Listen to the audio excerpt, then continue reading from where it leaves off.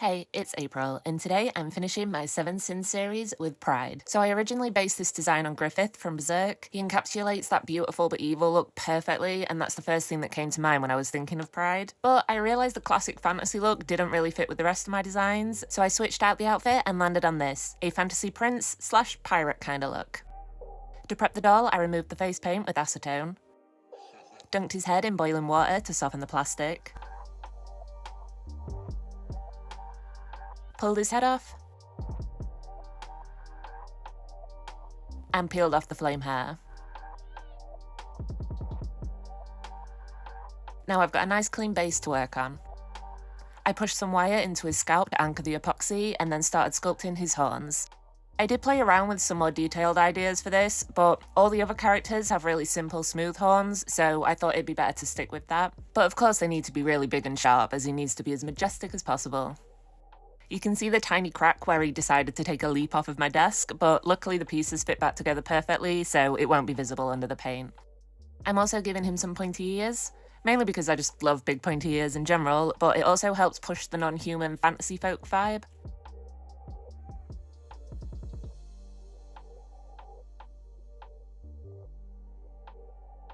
After adding some ear details with my Dremel and sanding it smooth, it's time for some paint. I'm going for a natural skin tone with this one. I feel like Pride is a less obviously monstrous sin, it's much more hidden and manipulative.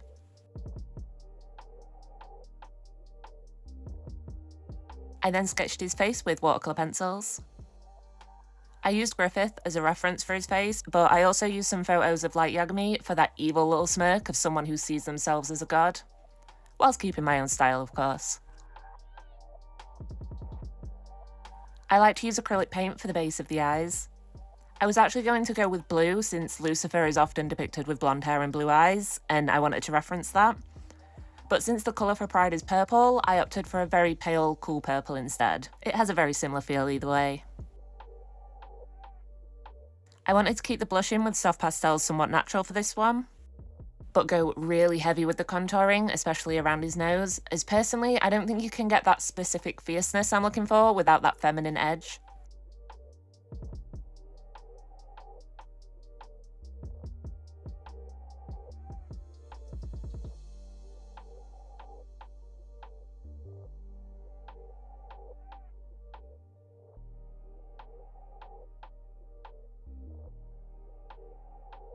I'm also using watercolour pencils to add shading and more saturated colour.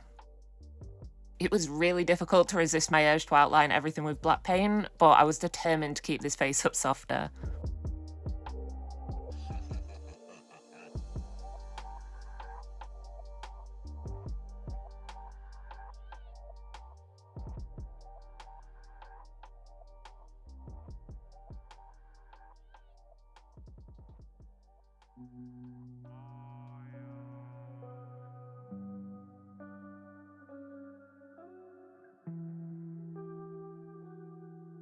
I added a little bit of blush into his torso, but most of the body will be covered by his outfit, so this is just to ensure any areas that might peek through his shirt match his face.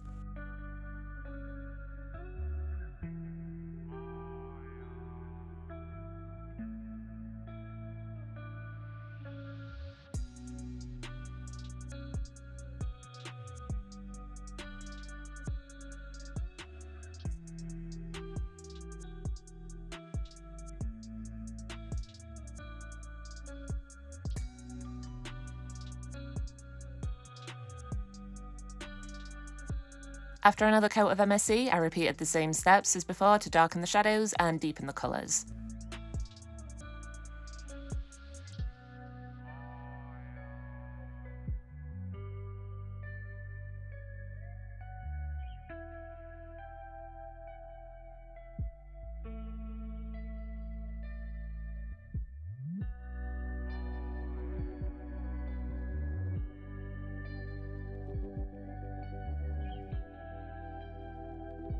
It was really amusing how he slowly got more and more evil with each layer as the contouring got harsher.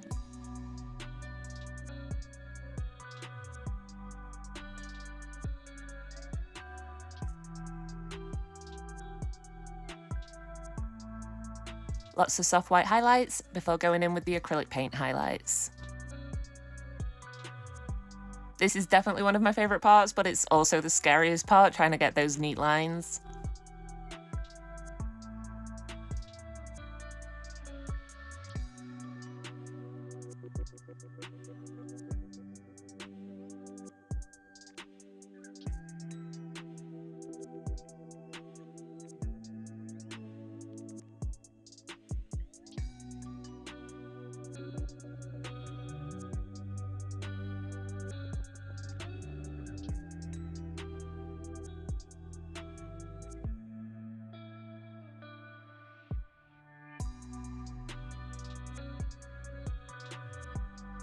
I also used paint to make his brows blonde.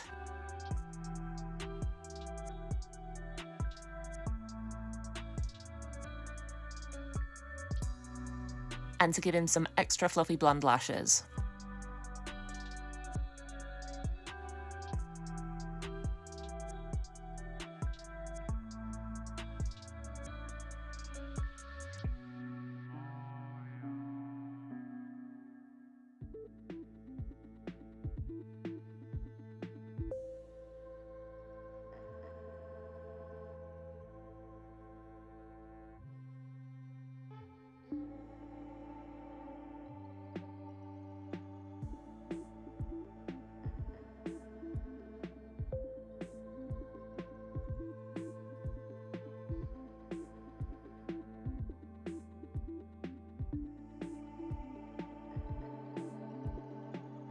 Add some little eye highlights.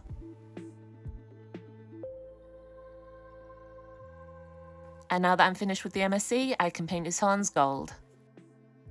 And his ear tips too.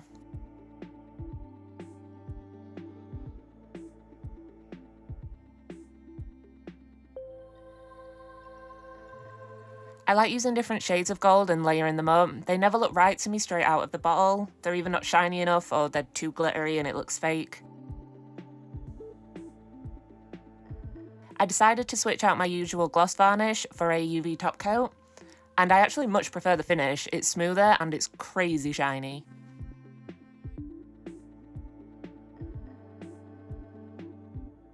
I'm really happy with his face, so let's make his armoured hand.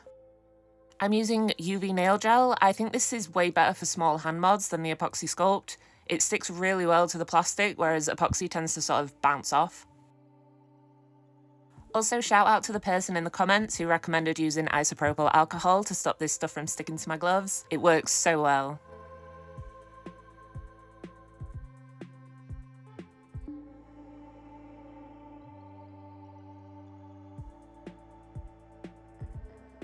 So at this point I realised the proportions looked really dumb. I didn't put a base layer on his fingers, so they look way too skinny against everything else. So I popped them off and redid the fingers so that they were nice and chunky. And then painted it gold.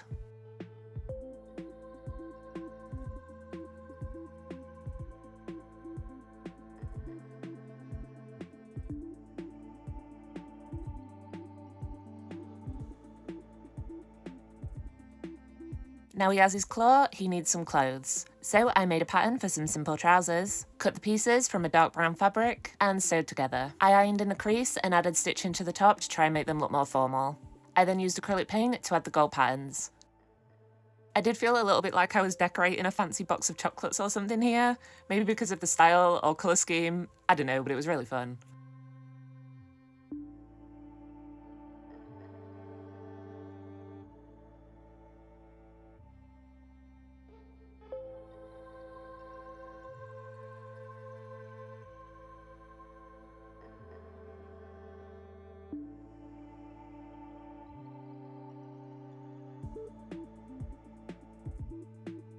I then made a pattern for a shirt, cut the pieces from the same fabric, and sewed them together. But I'll sew the front clothes directly on the doll.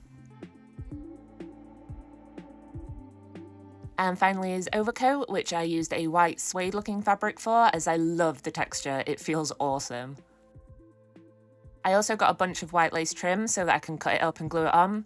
It gives some more visual interest and it makes him look extra fancy.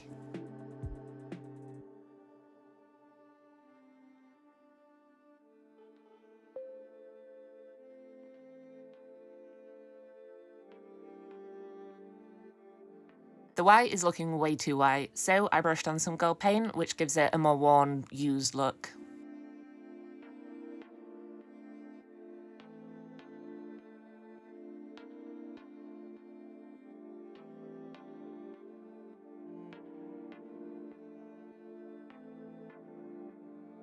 And then finish off by gluing on some flat back pearls that I painted to look like buttons.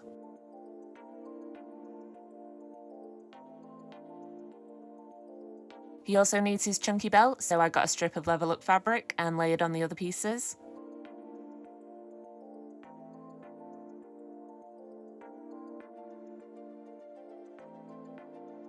And then painted the gold pattern, trying to keep it as symmetrical as I can.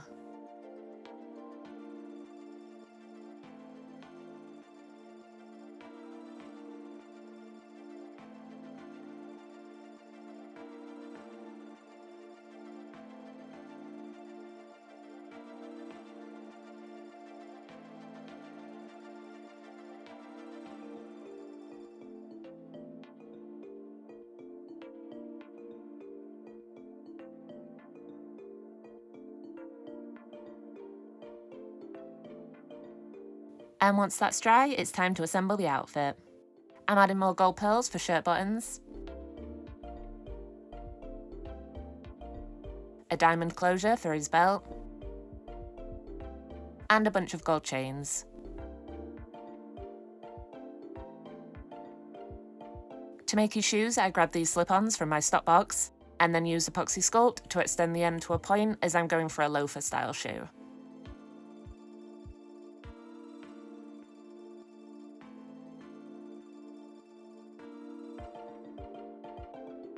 After a quick sand, I covered the base with fabric. It's starting to look more like a real shoe now. Added some gold paint.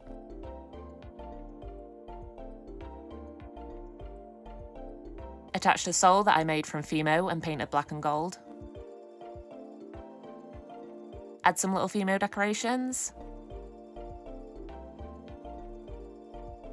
More paint. And one more chunky decoration. And that's his weird little loafers sorted. To make the base of his pauldron, I wrapped his arm in cling film and then smushed a blob of epoxy into place, and shaped it.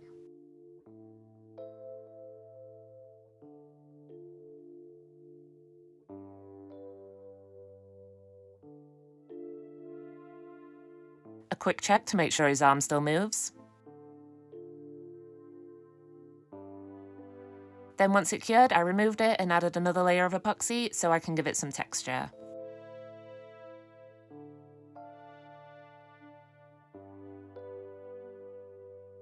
And a few details.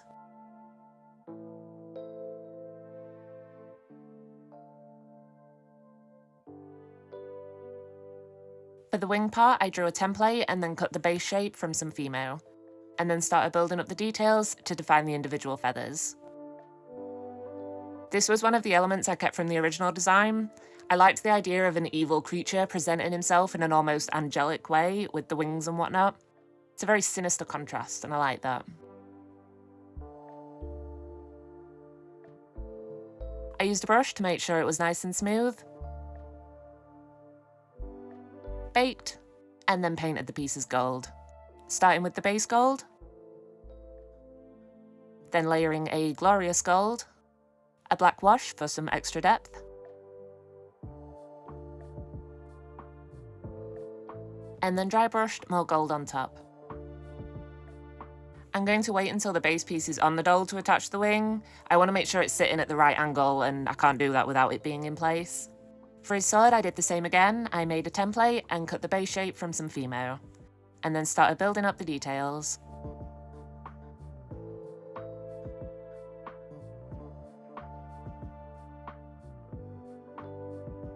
I did change my mind a few times as I was sculpting, so you might notice the shapes keep changing slightly. When it comes to sculpting, I really prefer to not stick to a solid plan and just sort of go with the flow and see what feels right. Which is a little strange actually, as when it comes to painting, I prefer to have an exact mock-up that I can copy.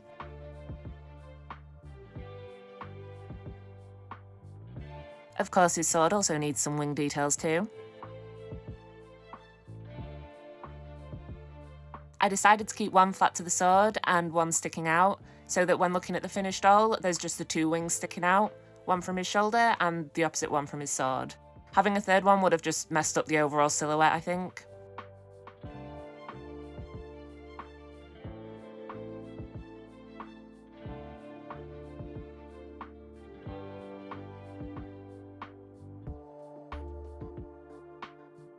I then finished it off with a bunch of pearls.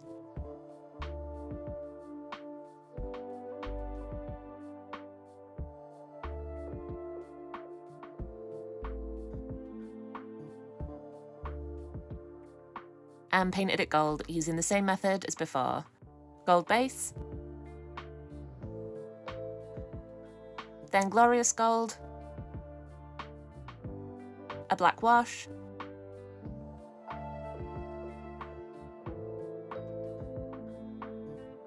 and gold dry brushing.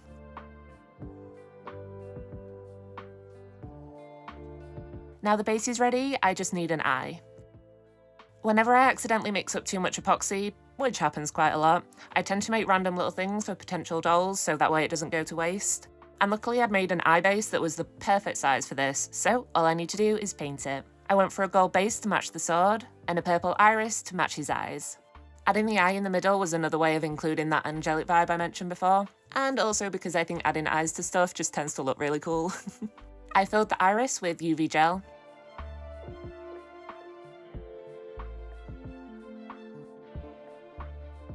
added a white eyeshine to make it look a bit more like an actual eye, and then coated with more UV gel.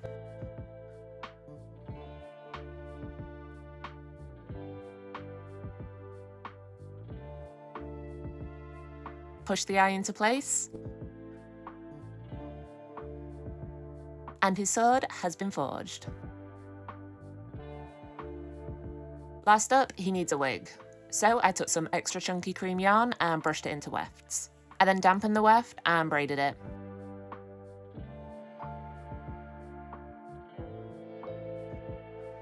And then sealed with my straighteners on a really low temperature. Unravelled, and now I've got curls that I can glue to the wig cap. Now I know you can buy curly doll hair, which probably would have saved me quite a lot of time, but I felt like I'd have more control over the curls doing it this way. Plus, brushed yarn wigs always have that chunky fluffiness to them, and having his hair slightly resemble a fancy lion mane felt pretty fitting for Pride. And I couldn't help but giggle that he kind of looks like Griffith if he'd popped to the salon for a blowout.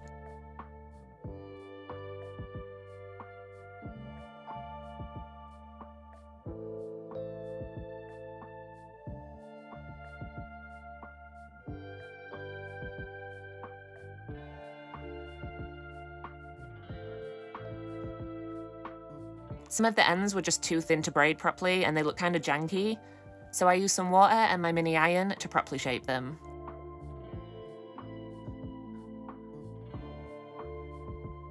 Trimmed and shaped his fringe.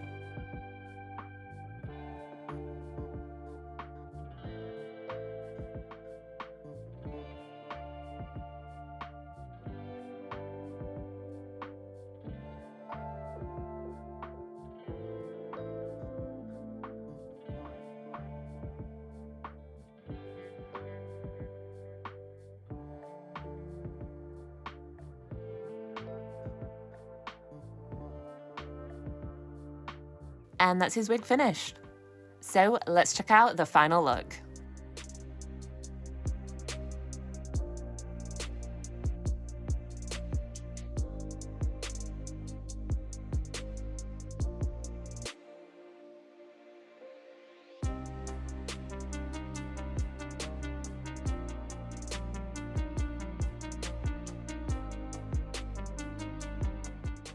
I've had so much fun coming up with these characters for the 7 Sins series. I hope you've enjoyed watching them too, and I'd absolutely love to hear who your favourites are. I'll be back soon with a new mushroom themed series, and I'm also working on a Patreon, so let me know if that's something you'd be interested in. Until then, see you next time.